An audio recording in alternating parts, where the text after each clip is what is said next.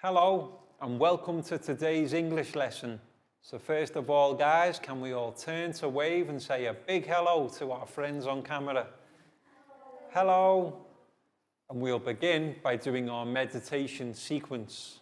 So I will sit down, take 2 fingers, find our heart center, left hand on our laps, and close our eyes.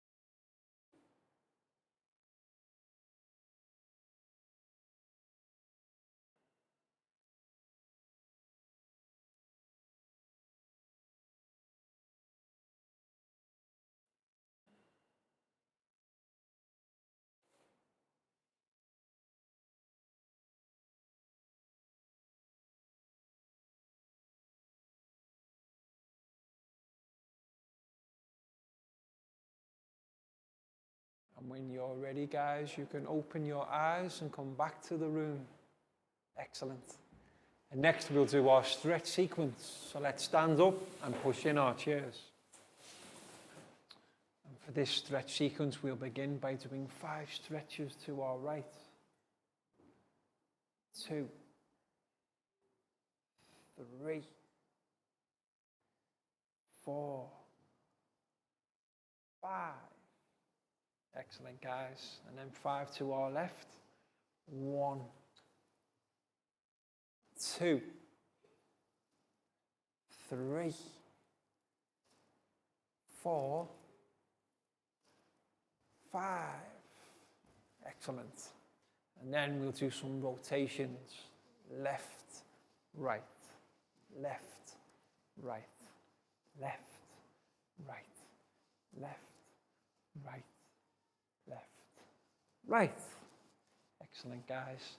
Now let's take our right hands and find our left foot. And now left hand, right foot.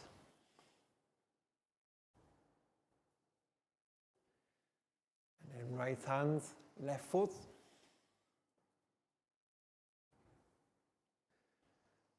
Left hand, right foot. Right hand, left foot. Left hand, right foot.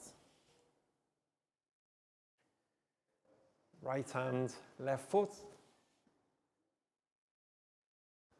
Left hand, right foot.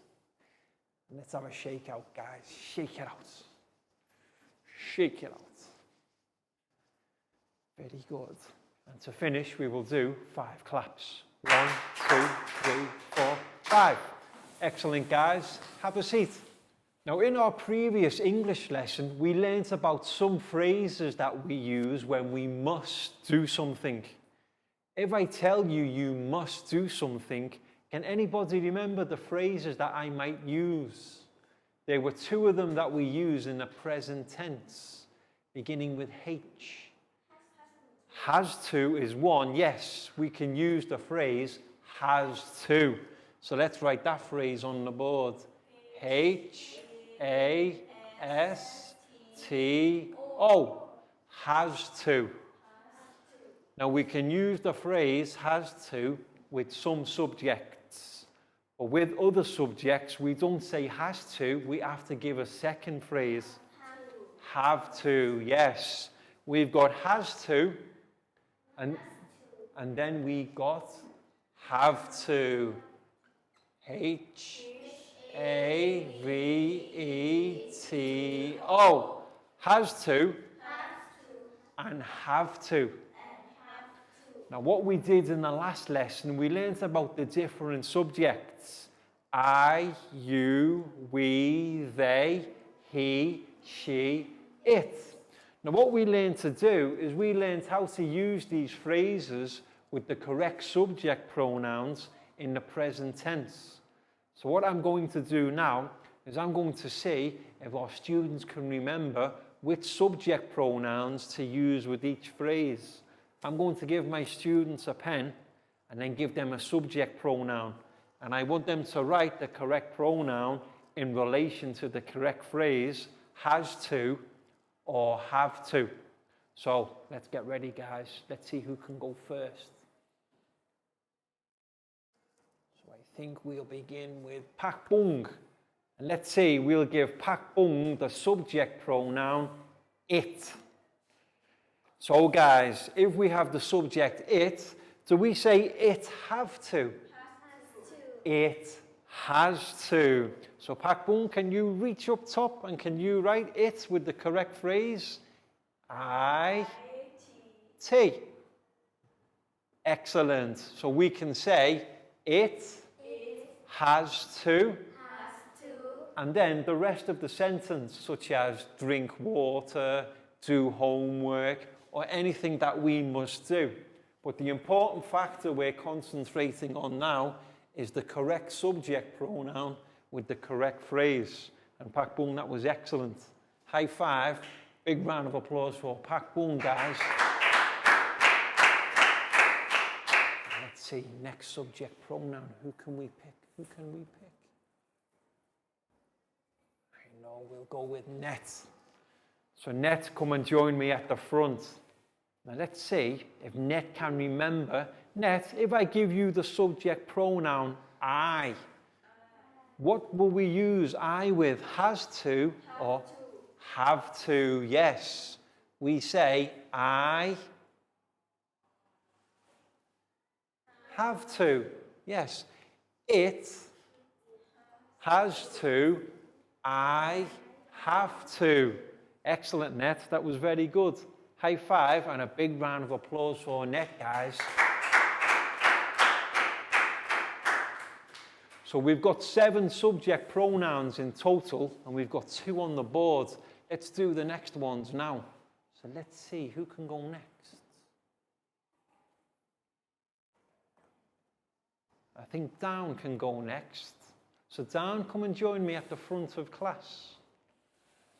And let's see, I think we'll give Dan the subject pronoun they. So what will they say? They has to? They have to. Excellent, Dan. So can you write they with the correct phrase? T, H, E, Y. Excellent, Dan. So we can say they have to. Same as I, we use they have to. Dan, that was excellent. High five and a big round of applause for Dan, guys. So now next subject pronoun. And next student, we will give the pen to Lak Gao. And I will ask Lak Gao to come forward. And the subject pronoun she. Which phrase will we use with she, Lak Gao? She has to, correct. S, H, E. So we can say she has to. It has to. But then with other subject pronouns, I have to. They have to. Lak Gao, that was excellent. High five and a big round of applause for Lak Gao, guys.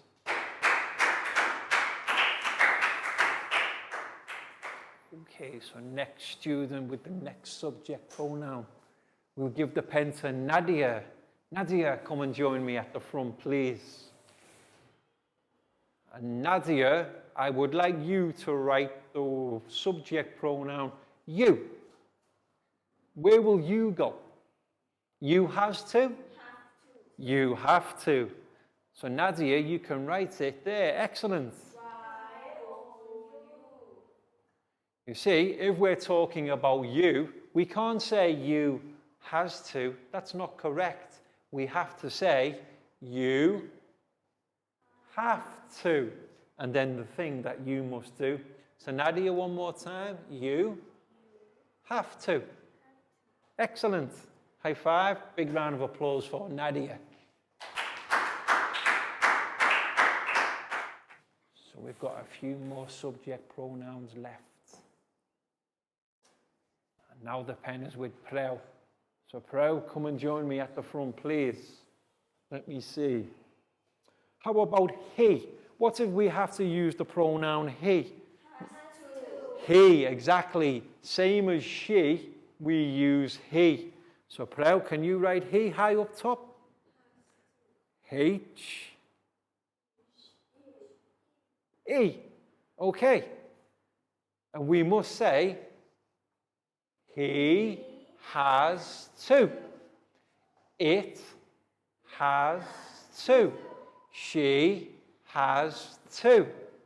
But then, you have to. I have to. They have to. Prel, that was excellent. High five. Big round of applause.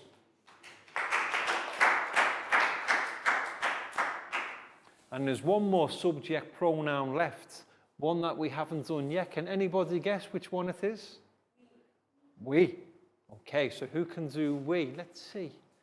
Who can we choose for we? I know, Pat can do we. Pat, can you come and join me at the front, please? Okay, so the subject pronoun we. Which phrase do we use the subject pronoun? Have to. We have to. Excellent, Pat. So can you write we? W. E. Excellent. We have to.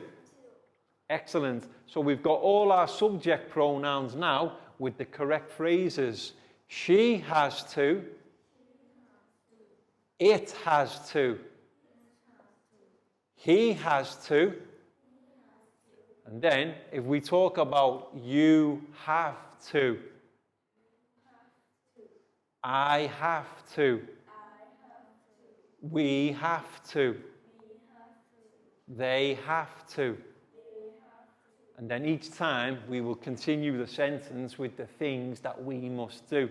But this has demonstrated how to use the correct phrases with the correct subject pronoun in the present tense. So well done, Pat. That was brilliant. High five and a big round of applause for Pat, guys.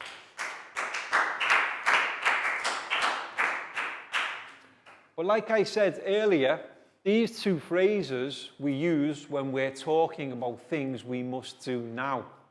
Present tense. P, R, E, S, E, N, T. Present tense. But what tense do we use about things that we've already done? Past tense. P, A, S, T. Now, can anybody remember the phrase that we use for the past tense? In the past tense, we don't say has to. We don't say have to. Can anybody remember? Has, had to. Yes, had to. H, A, D, T, O. Now, the good news, when we talk about what we must do in the past tense, there's only one phrase. Have to. In the past tense, we can use had to with all subjects. So we can say, she had to. Not has to, she had to. Notice the final letter. The pronunciation is very important to sound correct. She had to. It had to. He had to. You had to. I had to. We had to. They had to. Excellent, guys. You see, very important, because between has and had, only one letter difference. But it's the final letter that makes the sound correct. So well done, guys. That was very well done and very well remembered.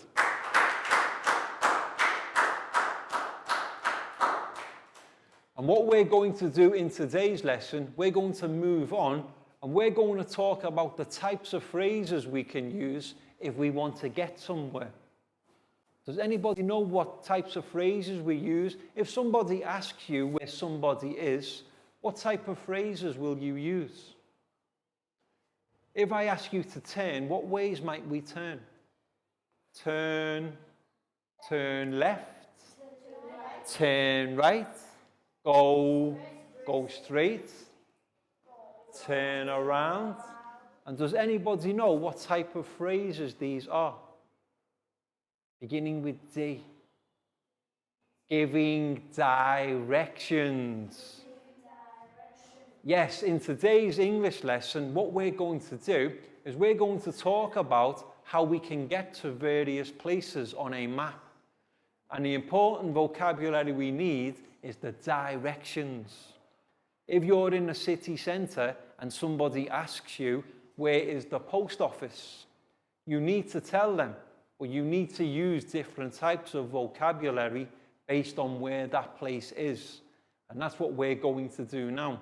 So we have a PowerPoint presentation for our students to observe and listen to about giving directions. So let's all turn to look at the TV screen, please, guys. Giving directions. Yes. Directions, as we've already discussed, is the types of vocabulary we'll use to tell people where certain places are. But if we want to know where somebody is ourselves, or some place is, there are a few questions we need to practice. The first one, how do I get to the, and then the name of the place. For example, if you want to find out where the post office is, we would say, how do I get to the post office? Or if we want to know where the cinema is, how do I get to the cinema? Yes, this is the question we use when we ask somebody where a place is. And if we want to know another type of place where we don't have to go far, where is the nearest coffee shop? Yes, nearest means closest to us. If we don't want to walk a long way, we ask for the nearest. So if we're in the city centre and there are lots of coffee shops, but we want to know the one closest to us, where is the nearest coffee shop? Okay, now who can give me another example of a place in the city centre? We've had post office, coffee shop. Any other places? Hospital, okay. Well done, Pakbun. We sometimes have an emergency where we need to get to hospital and we don't want to travel a long way. So we could say, where is the nearest hospital? Yes, we need to know the vocabulary we can use. So we have turn left. Yes, you can see the sign here that is telling us to turn left. And then the opposite of left, we have to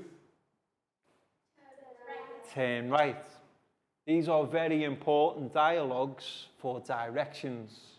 But if we don't need to turn, we can say, go straight. Turn left, turn right, go straight. But how about if we're going the wrong way? What do we need to do if we're going the wrong way? We need to turn around. You can see the direction here. If we're going this way, oh, it's the wrong way. What do we need to do? Turn round. And then U-turn. We say U-turn if we're in a vehicle. For example, if we're in a car, we will do a U-turn. But if we're on foot, turn around. And sometimes when we want to find out where we're going, we need to read a map. Yes, a map will tell us where we need to go. And you can see this person here is having a look to read the map. And in the city centre, you will see these objects. Does anybody know what these are? Traffic lights. Yes, these are very important to tell us when we can cross or when we can go. If the light's on red, can we go? No. If the lights are on red, we must wait. What light must we wait for before we can walk across the road with traffic lights? No, red means we can't go. Green, yes. Always wait for green on the traffic lights, guys. Red means danger.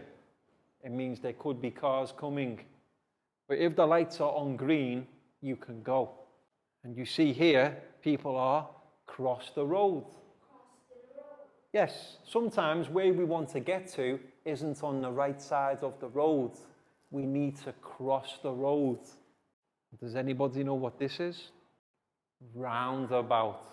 Yes, you can see there are roads leading in all directions. And in the middle is a circle. We say this is round. So that's why we call roundabout. Yes. Now, a good phrase to use when giving directions, it's near to. Yes, what it's near to means is it's not far away from. So if we want to tell somebody where to go and we know one place, like we could, for example, say, it's near to school, factory, airport, hotel, museum, hospital, or car park. Yes, if we know one place and the place where the person wants to get to is near to there, we use the phrase, it's near to. But if the place is right next to, we can say, it's next to. Yes, when two places are next to one another. For example, here, the police station is next to the hospital. You can see the police station here and the hospital here, next to. Or, if they're on the opposite sides of the road, we can say, it's opposite. The toy shop is opposite the coffee shop. Yes. The toy shop is here and the coffee shop is here.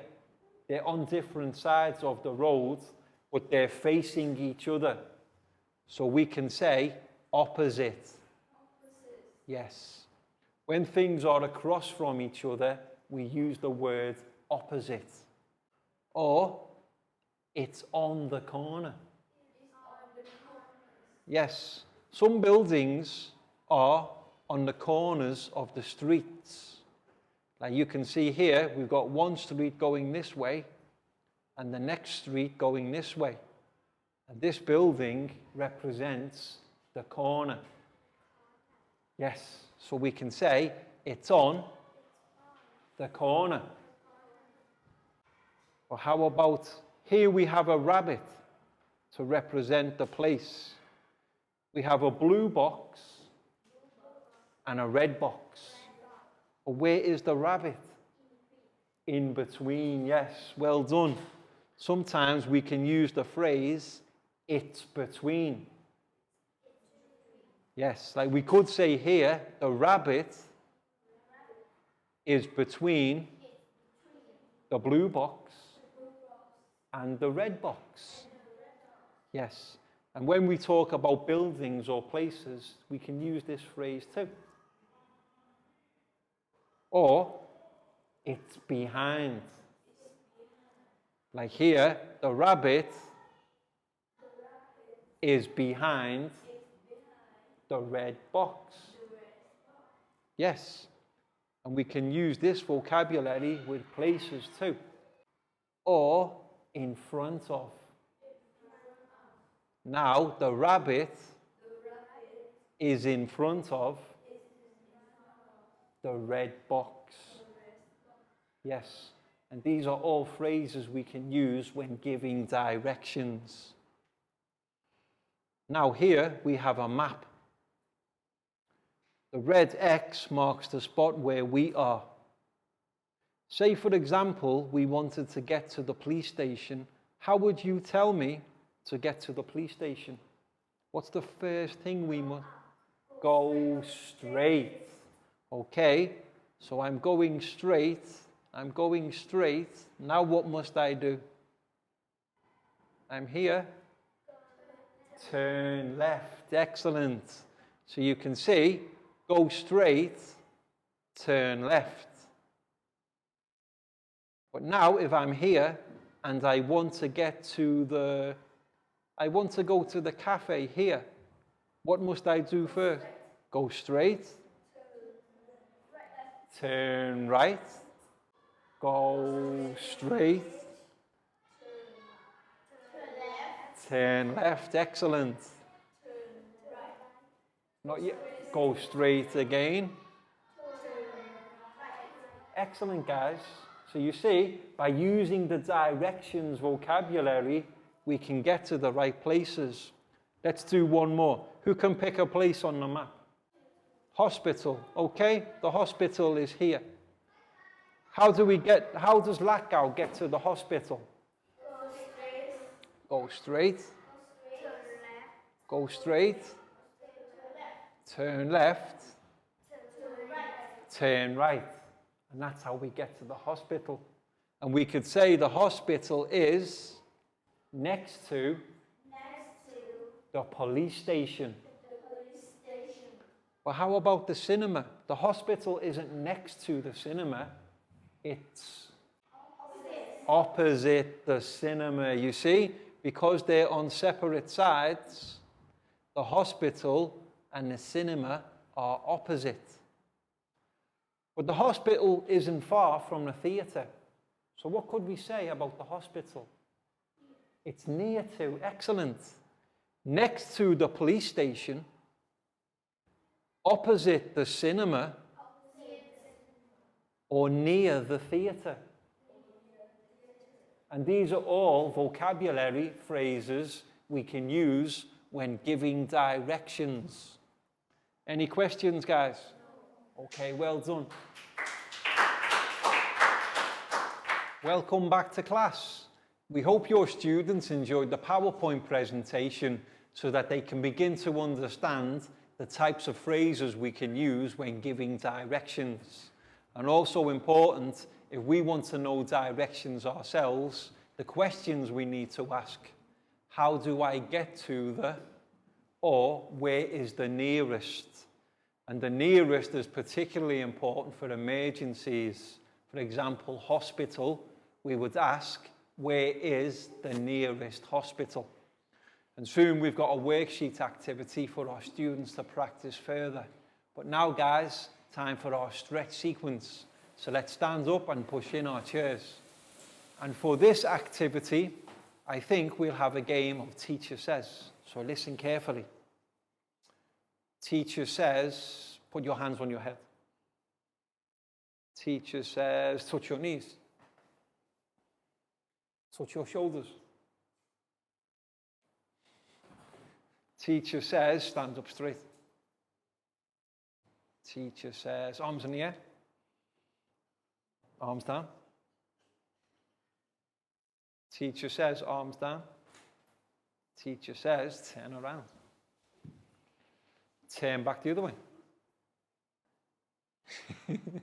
Teacher says, back the other way. Teacher says, arms up. Teacher says, one arm down. Teacher says, swap. Teacher says, swap. Teacher says, swap. Teacher says, swap. Teacher says, swap. Teacher says, arms down. Teacher says, stand on one leg. Stands on both legs. Teacher says, swap legs. Teacher says, stand up straight. And then teacher says, down into a little ball. 5, 4, 3, 2, 1. Teacher says, jump. Excellent, guys. And teacher says, please sit down. And what we've got now is a board demonstration for our students to understand some of the places in relation to each other on a map in preparation for the map and worksheet activity. So first of all, I will draw a map on the board. A basic map that we will see in many city centres.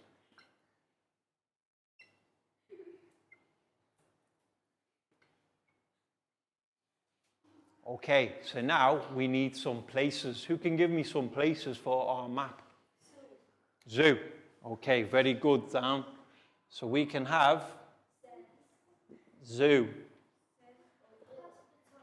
Hospital. How do we spell hospital? Hospital. Okay, well, first of all, we have zoo. Hospital. Now, if I ask, is the zoo next to the hospital? True or false? Not true. Remember, false. The zoo is opposite the hospital. Is the zoo opposite the hospital? Yes, that's true. But if I say, is the zoo next to the hospital? No, that's false. And now, one more place, guys. School.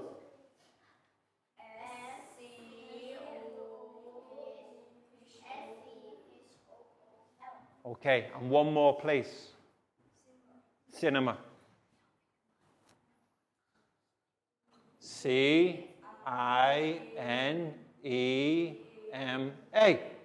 Okay, so now if I ask the question, is the school next to the cinema? What will we say? Is the school next to the cinema? Yes, it's true. Is the school next to the hospital? No, that's false. Is the school opposite the hospital? Remembering about opposite? Is the school opposite the hospital? Yes, you can see across the road from is opposite. But if they're on the same side, we can say next to. So one more time. Is the zoo next to the hospital? No, that's false. But is the zoo opposite the hospital? Yes, that's true. You can see they are opposite each other. But how about the school and the cinema? Is the school next to the cinema? Yes, that's true.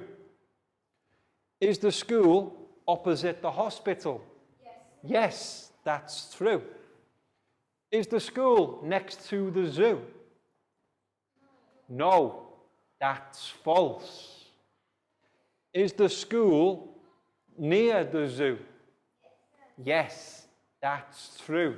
So remember, we need to look at the location of each of the places before we can decide where they are. Opposite, next to, and near to. So these are the phrases we will use when giving directions. So well done, guys. That was great. And now it's time for our worksheet part of the lesson. So teachers, what you'll need to do is give a worksheet to each of the students in your class. And what our students need to do is they need to read the sentences and decide if the sentences are correct. If what the sentences say are true, we write true. But then, if the sentences aren't correct and the locations are different on the map, we write false. And the vocabulary is given for our students at the top.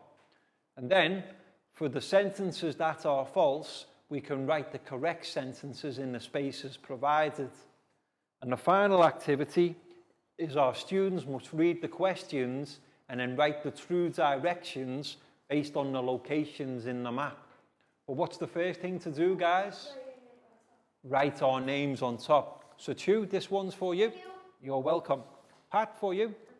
You're welcome. Nadia, for you. You're welcome. Ned, you're welcome. Dan, for you. You're welcome. Thank you, Teacher Best. Prel, you're welcome. Thank you, Pak Teacher Boom, Best. you're welcome. And Lakgao for you.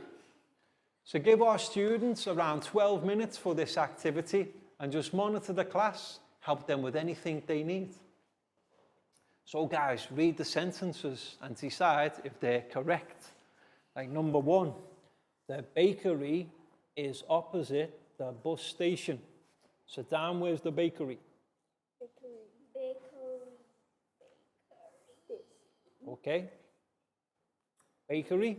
Yes. Where's the bus station? Bus station. This. Are they opposite? No. So we say false. If it's not true, we say false. If it's true, we write true.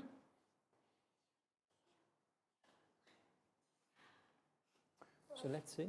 So the bakery is here. The bus station, is that true? No, it's false. So we write false after number 1. So make sure you read your maps and then decide true or false. Bakery is opposite The bakery, okay, what number? The fire station. Oh, don't worry about that yet. Let's do number 2. So the fire station. Where's the fire station, Prel? Find me the fire station. station. Is next to It's next to the post office. post office. Where's the post office? Is that true? Fire station? Post office? False. Because there's a building in between. Next to means right next door. So if the map isn't true, we write false. But if the directions are true, we write true. The Bank of England is beside the school. False. Where is the school?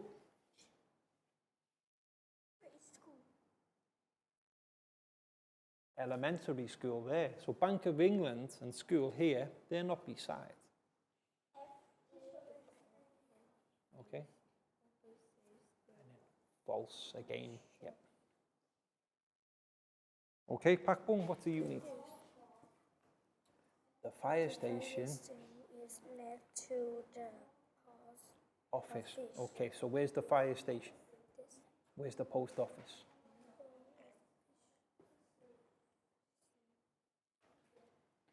Not next to, they're near to. Next to would be here. So false.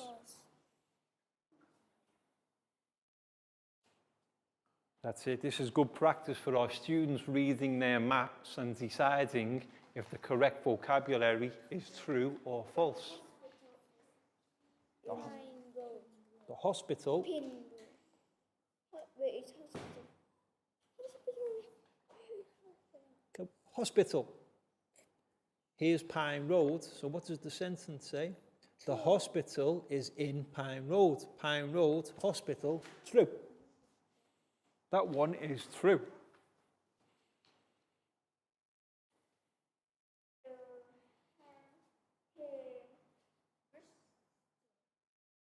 Next to The hairdressers. where is hairdresser? Let's see, can we find hairdresser? Hairdresser here. Next to the hotel. So is that true or false, Dan? So here's the hairdresser. Where's the hotel? Where is hotel? Here, hairdresser and hotel. No. Are they next to? False. A L S E. Okay, so the Bank of England is beside the school. False. Yes. Welcome back to class. We hope your students enjoyed the worksheet activity where they had to read the various sentences and, judging by the locations on the map, decide if they were true or false. And then for the true statements, write them correctly in the spaces provided. My students here all did a brilliant job. So well done, guys. That was great.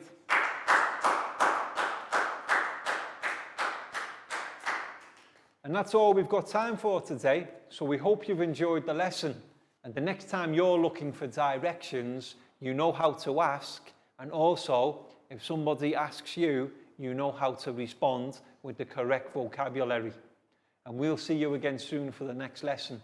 So can we turn to wave and say goodbye, guys? Goodbye. Bye-bye. See you again soon.